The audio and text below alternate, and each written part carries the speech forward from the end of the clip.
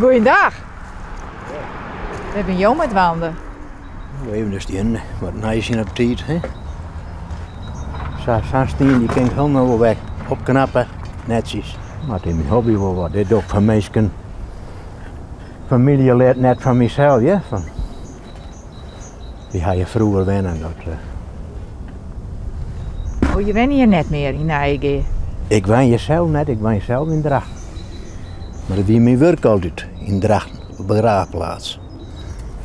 Steenderskenmeidje en begraven. Ja. Nou, dat lijkt me net altijd makkelijk. Nee, ben ik wel rare dingen bij. Ik een steltje in verkering en die kwam de begrenzen bij met die jongen die verdronken in mijn auto. En het famke nou dat weer net best. Die kwam wel 3 keer bij rond bij het graaf van Roppe van Jozef kom eruit. En...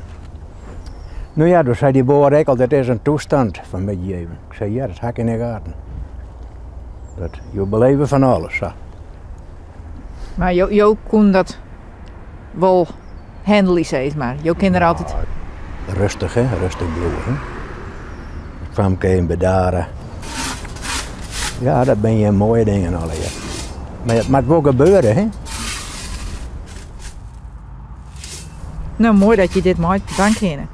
Ik ben heel blij dat ik het zelf nog doen kan. Ja. En wat toch niet hoe oud ik ben. 80? Precies red. Ja?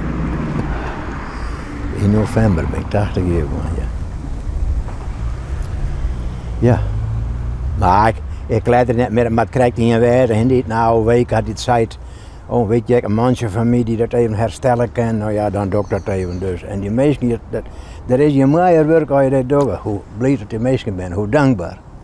Ja, dat is het allermooiste.